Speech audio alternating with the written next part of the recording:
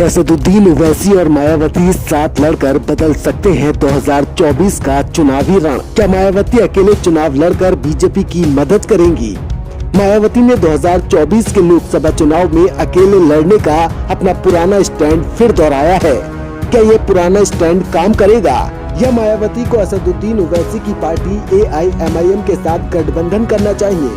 हालांकि उन्होंने चुनाव बाद गठबंधन से इनकार नहीं किया है, लेकिन फिलहाल अपनी पार्टी लोकसभा का चुनाव अकेले लड़ने का फैसला ले लिया है। पिछले साल सितंबर में इंडिया गठबंधन की तीसरी बैठक से चंद दिनों पहले ही उन्होंने कहा था कि उनकी पार्टी BSP अकेले चुनाव लड़ेगी। मायावती का कहना है कि गठबंधन में चुनाव लड़ने से BSP को नुकसान होता है। ज्यादातर पार्टियां BSP के साथ गठबंधन करना चाहती हैं, लेकिन वो इस बार लोकसभा का चुनाव अकेले लड़ेंगी।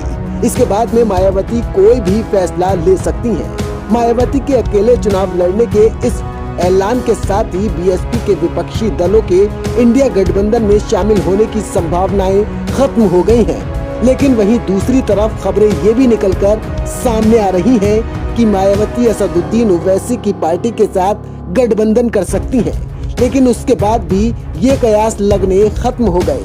मायावती ने साफ कर दिया है कि वह अकेले चुनाव लड़ेंगी। कहा यह जा रहा था कि कांग्रेस के कुछ नेता आखिरी वक्त तक BSP को इंडिया गठबंधन में लाने की कोशिश कर रहे थे, लेकिन फिलहाल BSP के अकेले चुनाव लड़ने के ऐलान के बाद उस पर भी विराम लग गया और फिर बीजेपी की B टीम होने का आरोप लगने लगा। कहा जा रहा है कि इससे उत्तर प्रदेश में चुनाव को बीजेपी को मिलकर टक्कर देने की इंडिया गठबंधन की कोशिश को झटका लगा है।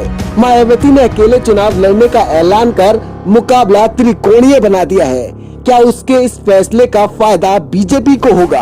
आपको क्या लगता है, मायावती के अकेले चुनाव लड़ने से क्या सच में बीजेपी को फायदा होगा या मायावती को असदुद्दीन ओवैसी की पार्टी के साथ में गठबंधन करके चुनाव लड़ना चाहिए? आपको क्या लगता है? आप अपनी कीमती राय जरूर दीजिए। अल्फराज शेख के साथ मीडिया वॉइस। शुक्रिया।